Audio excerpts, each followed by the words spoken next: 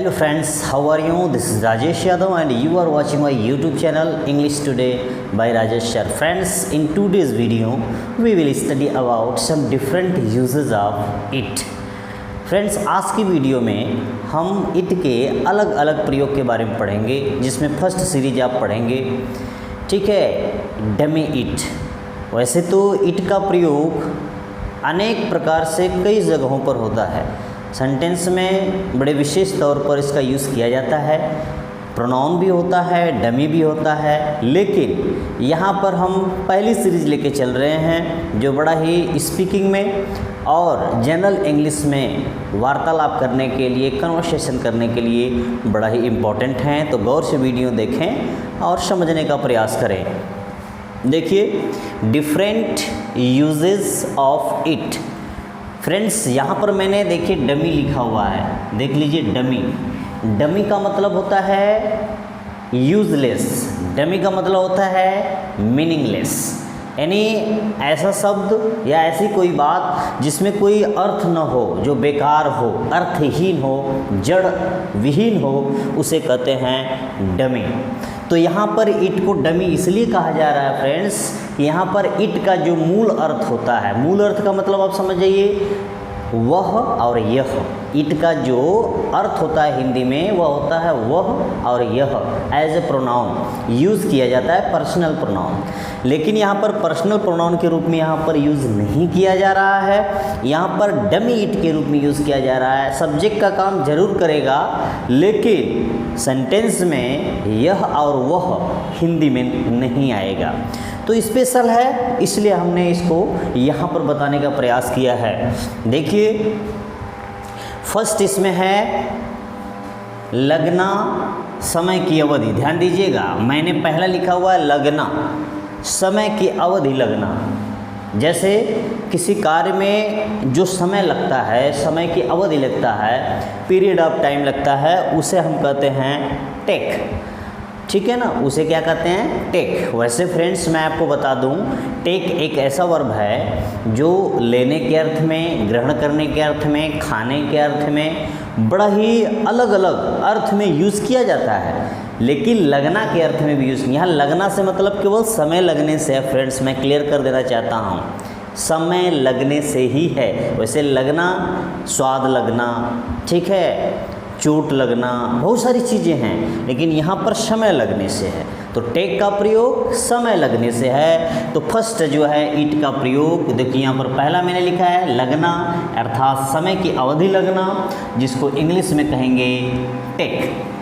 Clear? Okay. अब देखिए यहाँ पर मैंने लिखा है सेंटेंस स्ट्रक्चर। जो सेंटेंस स्ट्रक्चर होगा, आपके सामने अगर कोई हिंदी में बोलता है तो उसका स्ट्रक्चर कैसा होगा आप देख ही रहे हैं। अगर इंग्लिश में उसको आपको आंसर देना होगा, या कोई इंग्लिश में बोलता है सेंटेंस, तो उसका स्ट्रक्चर कैसा होगा। हर सेंटेंस का अपना अपना स्ट्रक्चर होता है। विदाउट स्ट्रक्चर आप सेंटेंस को नहीं लिख पाते हैं, ठीक है ना। तो देख लीजिए सेंटेंस स्ट्रक्चर, इसको कहते हैं वाक्य संरचना या वाक्य का प्रारूप। क्लियर? तो देखिए सबसे पहले यहाँ पर मैंने लिखा है इट, ठीक है। इट का प्रयोग सबसे पहले होगा। अफर्मेटिव सेंटेंस का मैंने यहाँ पर एग्जांपल बताया है। Affirmative, negative, interrogative, interrogative negative, ये सब में आ सकता है। तो देखिए इट सब्जेक्ट का काम करेगा। क्लियर?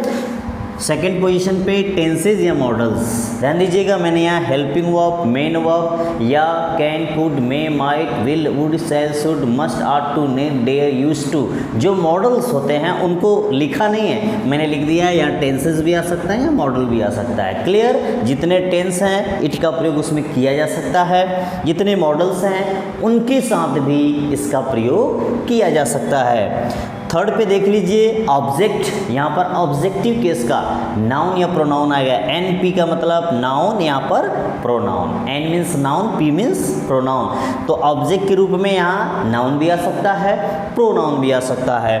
पीरियड ऑफ टाइम, यहाँ पर अगले पोजीशन पे है पीरियड ऑफ टाइम, यानी जो समय लगता है उस कार्य को करने में, कंप्लीट करने में जो समय लगता है, जो टाइम लगता है, उस टाइम का यहाँ पर हम मेंशन करेंगे, उस टाइम को यहाँ पर बताना पड़ेगा। नेक्स्ट है इन्फिनिटी टू। इन्फिनिटी टू का प्रयोग करेंगे फ्रेंड्स, ध्यान दीजिएगा। इन्फिनिटी टू आता है तो उसके बाद अक्सर first form of the verb आती है, तो देख लीजिए यहाँ first form of the verb है। उसके बाद अगर ऑब्जेक्ट फिर दोबारा आता है तो दोबारा ऑब्जेक्ट को लिख देते हैं, नहीं आता तो छोड़ देते हैं, फिर अदर्स का यूज़ कर लेते हैं। क्लियर? स्ट्रक्चर जानना बहुत ज़रूरी है, आप इस स्ट्रक्चर को गौर से देख लीजिए, स्पीक करने में, बोलने में बड़ा हेल्प करेगा। तो सेंटेंस पर हम गौर करते हैं। हमें बाज़ार जाने में 2 घंटे लगते हैं। ध्यान से देखिएगा फ्रेंड्स, हमें बाज़ार जाने में 2 घंटे लगते हैं। तो ये जो देखिए हमें, वैसे भी आप हमें शब्द कहीं पर देखो, हमें या हमको, हमें या हमको जो होता है हिंदी में भी ऑब्जेक्ट के रूप में यूज़ किया जाता है, यानी कर्म के रूप में यूज़। तो इसका सब्जेक्टिव केस जो होता है हिंदी का, वो होता हम लोग, हम सब। क्लियर? हम लोग, हम सब। और देखिए हिंदी में जो ऑब्जेक्ट के रूप में, कर्म के रूप में आता है, वह होता है हमें या हमको या हम सबको। तो देख लीजिए एक कर्म के रूप में आया हुआ है, हिंदी में भी कर्म के रूप में आया हुआ है। बाज़ार जाने में, यानी ये बाज़ार जाने का काम करेंगे और उनको 2 घंटे लगते हैं, यानी डेली जब भी वो बाज़ार कभी जाते हैं। प्रेजेंट इंडेफिनिट टेंस का सेंटेंस आपके सामने दिखाई दे रहा है। लगना, लगना का मतलब टेक, तो लगना एक वर्ब है, हिंदी की क्रिया है, और इसके साथ है हूँ हो आया। देख लीजिए ताते ती है हो, तो वह हिंदी की पहचान होती है किसकी? प्रेजेंट इंडेफिनिट टेंस या सिंपल प्रेजेंट टेंस की। क्लियर? हिंदी क्रिया के पीछे ताते ती के साथ है हो, ठीक है, तो वहाँ पर वो प्रेजेंट इंडेफिनिट टेंस कहलाता है, उसकी पहचान होती है। तो देखिए यहाँ पर हमें बाज़ार जाने में 2 घंटे लगते हैं। किसे बाज़ार जाने में 2 घंटे लगते हैं? तो यहाँ पर आंसर आएगा हमें। किसे लगाइए? कर्म पाइए, या होम लगाइए, ऑब्जेक्ट पाइए, वो भी इनडायरेक्ट ऑब्जेक्ट। चर्चा करेंगे, ऑब्जेक्ट 2 प्रकार के होते हैं, एक डायरेक्ट, एक इनडायरेक्ट। कहाँ जाने में? बाज़ार जाने में। कितना समय लगता है? 2 घंटे। तो यहाँ पर देखिए जब ये ऑब्जेक्टिव केस का प्रोनाउन है, ध्यान दीजिएगा, ये ऑब्जेक्टिव केस का प्रोनाउन है, फर्स्ट पर्सन के रूप में आया हुआ है। हमें का आप भी जानते हैं अस होता है, तो सबसे पहले अस तो लिख नहीं सकते। ध्यान दीजिएगा, objective case, possessive case, reflexive case, ये जितने होते हैं इनको कभी आप सब्जेक्टिव केस के रूप में नहीं लिख पाओगे। सब्जेक्टिव केस हमेशा सब्जेक्ट होता है, कर्ता होता है, और सेंटेंस में हमेशा उसी रूप में लिखा जाएगा, न कि ऑब्जेक्टिव पजेसिव केस में। क्लियर? तो अब हम चूंकि इस सेंटेंस में ये ऑब्जेक्टिव केस के रूप में आया है, इसको हम अस से अगर सेंटेंस को शुरू करते हैं, सपोज दैट आप यहाँ पे अस से सेंटेंस को शुरू कर दो। अगर हम यहाँ पर अस से सेंटेंस को शुरू करते हैं तो ये रॉन्ग हो जाएगा, इनकरेक्ट होगा। क्यों? कोई भी सेंटेंस कभी भी ऑब्जेक्ट से स्टार्ट नहीं होता। हो सकता है ऑब्जेक्ट से स्टार्ट, लेकिन वह वाक्य के संरचना पे निर्भर करता है कि वह कहीं इंट्रोगेटिव तो नहीं न है, कि वह ऑब्जेक्ट का काम कर रहा हो, प्रश्नवाचक शब्द उसको उठा के आगे किए, वो बात की बात है। लेकिन ऐसे सेंटेंसेस में, अफर्मेटिव में, निगेटिव में ऑब्जेक्टिव केस का प्रयोग आप यहाँ पर नहीं कर सकते, हमें सब्जेक्टिव केस का प्रयोग करना पड़ेगा। तो इसीलिए यहाँ पर इसे बताने के लिए इट का प्रयोग किया गया है, डमी इट का प्रयोग किया गया है, जो कि सब्जेक्ट के रूप में यहाँ यूज़ किया जाएगा। ठीक, इसको हम ऑब्जेक्ट के जगह पर रख देंगे जो इसका काम है, और इसको हम सब्जेक्ट बना देंगे। तो यहाँ पर सेंटेंस को हम स्टार्ट किससे कर देते हैं? इट से शुरू कर देते हैं। क्लियर? आप टेंस पहचान लीजिए, आपने टेंस पहचान लिया, प्रेजेंट इंडेफिनिट टेंस है। क्लियर? ये भी प्रेजेंट इंडेफिनिट टेंस है। तो जो प्रेजेंट इंडेफिनिट टेंस होता है उसकी हिंदी क्रियाओं के अंत में ता, थे, ती के साथ है, हूँ, हो लगा रहता है। क्लियर हो गया? तो यहाँ पर लगते हैं आया, अर्थात यह प्रेजेंट इंडेफिनिट टेंस का सेंटेंस है। तो इट के बाद प्रेजेंट इंडेफिनिट टेंस के सिंपल सेंटेंस में तुरंत वर्ब लिखते हैं। ठीक है ना? First form of the verb लिखते हैं। निगेटिव की बात नहीं हो रही है, इंट्रोगेटिव की बात नहीं हो रही है यहाँ पर। ठीक है? अफर्मेटिव, पॉजिटिव या सिंपल सेंटेंस की बात हो रही है। तो सिंपल सेंटेंस में वर्ब लिखते हैं, तो वर्ब ये लगना है। ध्यान दीजिएगा, ये जो लगना शब्द है यही हिंदी की क्रिया है। तो यहाँ पर देखिए लगना के लिए किसका प्रयोग करेंगे?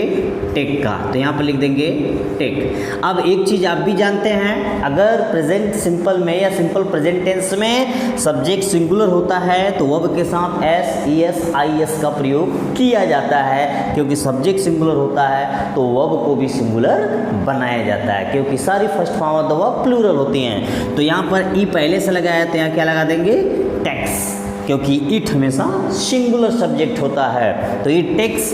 अब ध्यान दीजिएगा, ये हो गया आपका सब्जेक्ट, ये हो गया टेंस। क्लियर हो गया। देखिए ये टेंस है तो टेंस यहाँ पर क्लियर हो गया। अब मॉडल्स या टेंस में से कोई एक आएगा, तो एक आया, हमने लिख दिया टेंस को। अब ध्यान दीजिएगा, आ रहा है ऑब्जेक्टिव केस, नाउन या प्रोनाउन के रूप में। तो ऑब्जेक्ट कौन आपको मिला था, हमें। तो हमें का क्या होता है, अस। देख लीजिए, सब्जेक्ट वर्ब ऑब्जेक्ट। अब इसकी जो पोजीशन है एकदम फिट है, ऑब्जेक्ट जहां आना चाहिए था वहां आ गया। देख लीजिए आप भी, ऑब्जेक्ट हमेशा अक्सर अफर्मेटिव या नेगेटिव सेंटेंस में मेन वर्ब के बाद आता है। जो ट्रांजिटिव वर्ब्स होती हैं उनके बाद ही ऑब्जेक्ट आता है, आगे नहीं आता है। तो देख लीजिए, ये आपका ट्रांजिटिव वर्ब है, यहाँ पर देखिए अस आ गया। क्लियर हो गया। तो इट टेक्स अस। अब यहाँ पर कह रहा है कि पीरियड ऑफ टाइम, जो पीरियड ऑफ टाइम है, जो समय लगा है, यहाँ पे कितने समय लगे हैं, 2 घंटा। तो इट टेक्स अस 2 hours। ये हो गया 2 hours, आवर्स नहीं, इसको आवर्स पढ़ते हैं। It takes us 2 hours।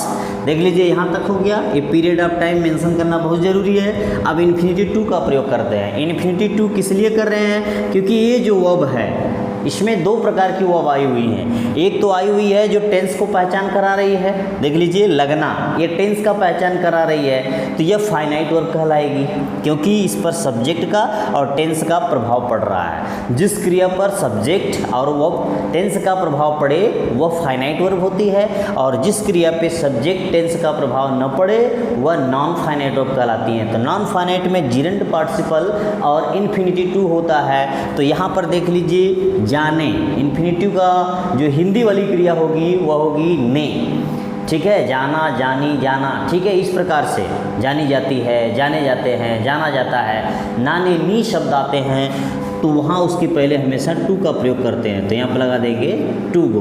देख लीजिए, इन्फिनिटी टू हो गया, फिर first form of the verb लगा देंगे। अब फिर कह रहा है बाजार जाने में, कहाँ जाने में, बाजार। ये ऑब्जेक्ट नहीं है, ध्यान दीजिएगा, यहाँ बाजार जाने में ऑब्जेक्ट नहीं है, इसको अदर्स में लगा देंगे, टू गो टू मार्केट। ये हो गया। It takes us 2 hours to go to market. देख लीजिए, subject, main verb, object, period of time, infinity to, यहाँ पर first form of the verb, यहाँ पे अदर्स। यहाँ पे ये मार्केट ऑब्जेक्ट नहीं है। ऑब्जेक्ट वह होता है जिसपे सब्जेक्ट के कार्य का फल पड़ता है, यहाँ पे ऑब्जेक्ट नहीं है। तो इस प्रकार से यह सेंटेंस इट के प्रयोग से बनाया जाएगा। इट का यहाँ पर कोई अर्थ नहीं है, न यह के अर्थ में आया है न वह के अर्थ में आया है, इसलिए यहाँ पर इसको डमी इट कहा जाएगा। फ्रेंड्स ध्यान दीजिएगा, अगर आप फ्रेंड चाहते हैं कि हम इस सेंटेंस में हमें को सब्जेक्ट बना के इस सेंटेंस को हम करना चाहते हैं तो कैसे होगा, तो वैसे भी व्यवस्था है इंग्लिश में, आप कर सकते हो। इसको दूसरे तरीके से भी कर सकते हो, इनकरेक्ट होगा ही नहीं। तो वहाँ पे क्या करना होगा, ईट को हटा देना होगा और इसको सब्जेक्ट मान लेना होगा, ठीक है ना। वी टेक, अब ऐसे सेंटेंस को कर देंगे, देखना, वी टेक, ठीक है, बाकी वही रहेगा, 2 hours to go to market. देख लीजिए, we take 2 hours to go to market. हम बाजार जाने में 2 घंटे का समय लेते हैं। हम बाजार जाने में 2 घंटे का समय लेते हैं। यह भी देखिए बहुवचन था, सब्जेक्ट, इसलिए मैंने एस नहीं लगाया। तो यह भी सेंटेंस सही है, लेकिन इसमें इट का प्रयोग नहीं होगा। क्यों? क्योंकि ये जो ऑब्जेक्ट आया था इसको मैंने सब्जेक्टिव केस के रूप में लिख दिया। जब सब्जेक्टिव केस लिखोगे तो ये वाला सब्जेक्ट अपने आप भाग जाएगा। कारण, क्योंकि सेंटेंस में यहाँ पर एक ही सब्जेक्ट आ सकता है एक बार में, ठीक है। कई सब्जेक्ट भी आ सकते हैं, he, she, it, they, Ram and Shyam आ सकते हैं, लेकिन एक ही पोजीशन पे।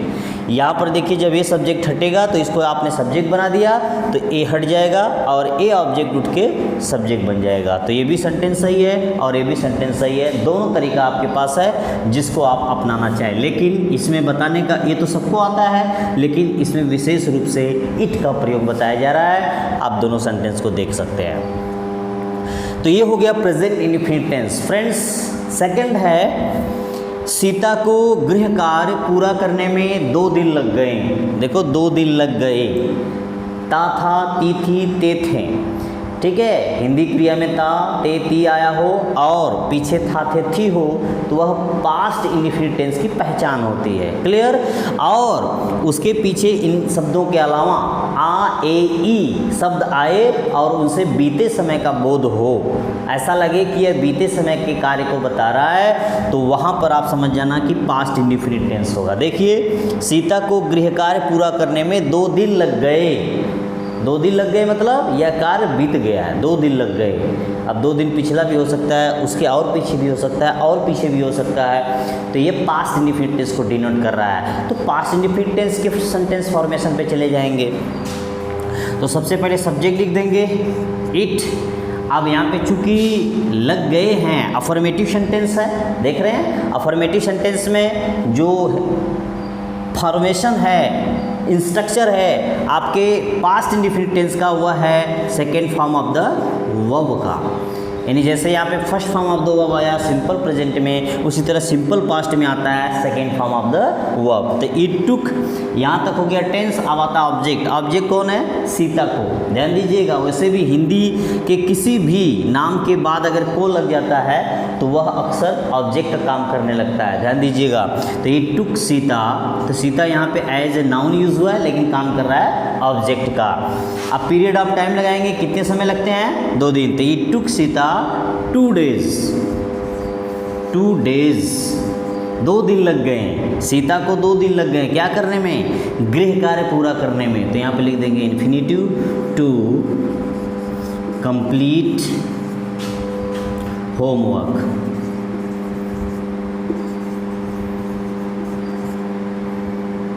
देख लीजिए, full stop. It took Sita 2 days to complete homework. Sita को गृह कार्य पूरा करने में 2 दिन लग गए। किसको? सीता को। कितने समय लग गए? 2 दिन। क्या पूरा करने में? होमवर्क, गृह कार्य। तो इस प्रकार से देखिए यहाँ पर सेकेंड फॉर्म लगाया फ्रेंड्स, क्योंकि पास्ट इंडेफिनिट के अफर्मेटिव सेंटेंस में first form of the verb का प्रयोग नहीं किया जाता, डिड का प्रयोग नहीं किया जाता। सब्जेक्ट के तुरंत बाद second form of the verb का प्रयोग किया जाता है। तो ये हो गया it took Sita 2 days to complete homework. Third है मुझे वाराणसी से लौटने में 30 मिनट लगेंगे। कोई व्यक्ति है, कह रहा है कि मुझे वाराणसी से लौटने में 30 मिनट लगेंगे। तो लगेंगे गागेगी क्रिया में अगर आए तो वह फ्यूचर इंडेफिनिट टेंस होता है, अफर्मेटिव है तो कर देंगे इट। इट थर्ड पर्सन है इसलिए विल का प्रयोग होगा। इट विल टेक, टेक का प्रयोग कर लीजिए। कितने मिनट्स? पीरियड ऑफ टाइम लगा दीजिए 30 मिनट्स। ये हो गया 30 मिनट्स। It will take. अब चूंकि यहाँ पर ऑब्जेक्टिव केस आया है तो टेक के बाद, जैसे यहाँ पर आपने टुक के बाद सीता लगाया, टेक्स के बाद अस लगाया, तो यहाँ पर आप टेक के बाद क्या लगा देंगे? Me. It will take me 30 minutes. ठीक है, लौटने के लिए रिटर्न होता है, टू रिटर्न फ्रॉम वाराणसी। देख लीजिए, it will take me 30 minutes to return from Varanasi. लौटने के लिए से ठीक है ना, फ्रॉम का प्रयोग होता है। मुझे वाराणसी से लौटने में 30 मिनट लगेंगे। तो देखिए ये सब्जेक्ट हो गया, हेल्पिंग वर्ब हो गई, मेन वर्ब हो गया, यहाँ मी ऑब्जेक्ट हो गया, पीरियड ऑफ टाइम हो गया, infinitive two plus first form of the verb हो गई, प्रीपोजिशन हो गया और यहाँ पे नाउन के रूप में, प्रॉपर नाउन के रूप में वाराणसी हो गया। तो इस प्रकार से इस सेंटेंस को करेंगे। और अगर इसका दूसरा सेंटेंस बनाना चाहते हैं फ्रेंड्स, इसका सीता वाले का और इसका भी, तो सीता वाले का अगर आप दूसरा सेंटेंस बनाना चाहते हैं तो यहीं पे हम बना देते हैं। इसको ऐसे भी कर सकते हो जैसे फर्स्ट को बनाए थे। तो सीता को गृह कार्य पूरा करने में 2 दिन लग गए, तो आप लिख लीजिए सीता टुक 2 days to complete homework। देखिए वही है, जैसे इसका बनाया तो ऐसा इसका भी बन सकता है। सीता सब्जेक्ट हो गई, यहाँ पर second form of the verb 2 days, ठीक है, पीरियड ऑफ टाइम हो गया, infinitive plus first form of the verb plus object के रूप में आ गया है होमवर्क। तो Sita took 2 days to complete homework. Sita गृह कार्य पूरा करने में 2 दिन लगा दी या सीता को लग गए। तो आप इसको ऐसे भी कर सकते हो। अगर आप इस सेंटेंस को भी दूसरे तरीके से लिखेंगे, जैसे मुझे वाराणसी से लौटने में 30 मिनट लगेंगे, अगर आपको इसको दूसरे तरह से लिखना है तो आप इसको ऐसे लिख सकते हैं, आई शैल टेक 30 minutes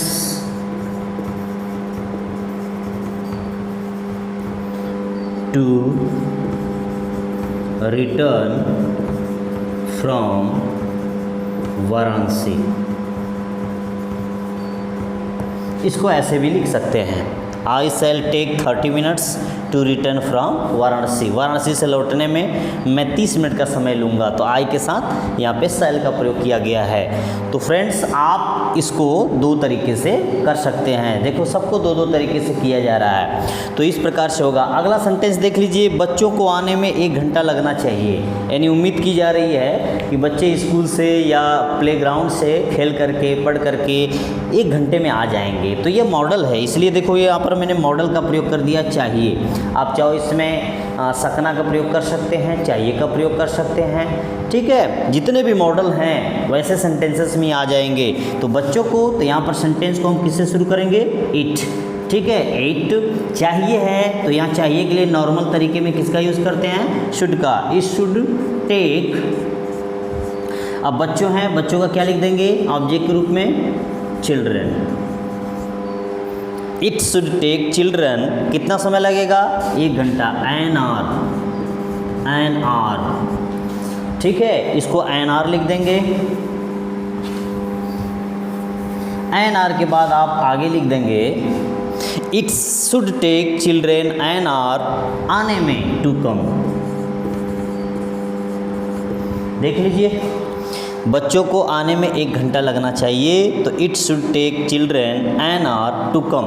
अगर इसको आप दूसरे तरीके से भी बनाना चाहते हैं तो आप इसको दूसरे तरीके से भी बना लीजिए, कोई दिक्कत नहीं है। तो यहाँ पर सेंटेंस को आप शुरू करेंगे चिल्ड्रन से, children should take an hour to come. देख लीजिए, यह भी जो आपका सेंटेंस है 100% करेक्ट है और यह भी करेक्ट है। लेकिन यहाँ पर ईट का प्रयोग चल रहा है तो मैंने ईट का पहले बताया और इसका दूसरा तरीका भी बता दिया, दोनों सही है, आप चाहे जिसका यूज़ कर लीजिए। तो फ्रेंड्स यह था मेरा, ठीक है ना, इट का प्रयोग। इट के सीरीज़ में यह पहली वीडियो है जो कि इम्पोर्टेंट है, जो हमेशा बोली जाती है। तो इस प्रकार से अगर कहीं पर आपको सेंटेंस हिंदी में मिल जाए या इंग्लिश में मिल जाए तो आप इसका आंसर देने के लिए, ठीक है ना, तैयार रहिएगा। आंसर जब भी देंगे आप इट से देंगे। आप जब भी इस प्रकार के सेंटेंस को बोलेंगे इंग्लिश में इट लगा कर ही बोलेंगे। अब निगेटिव हो जाएगा तो it does not take us हो जाएगा, ठीक है। निगेटिव, इंट्रोगेटिव, इंट्रोगेटिव, निगेटिव, ये सारे जो फॉर्मेशन हैं सेंटेंस के वो टेंस के मुताबिक, मॉडल के मुताबिक जो भी फॉर्मेशन है वो चलता रहता है, वो ऐसे ही चलेगा, उसमें कोई प्रॉब्लम नहीं होगी, वह उसी प्रकार से होगा। लेकिन नॉर्मली अगर हम सेंटेंस को देखें तो इस प्रकार से इट का प्रयोग जो डमी इट के रूप में होगा किया जाएगा। तो मुझे उम्मीद है कि यह वीडियो आपको ज़रूर पसंद आई होगी। फ्रेंड्स बड़ी यूज़फुल वीडियो है, आपको इट का कोई भी कन्फ्यूज़न न हो इसलिए मैंने इसको बताया। फिर अगली श्रेणी में इट के अन्य प्रयोग को भी बताया जाएगा। अगर वीडियो पसंद आए तो लाइक शेयर कमेंट ज़रूर करें। अगर सब्सक्राइब नहीं किए हों तो हमारे चैनल को सब्सक्राइब करें। Thank you.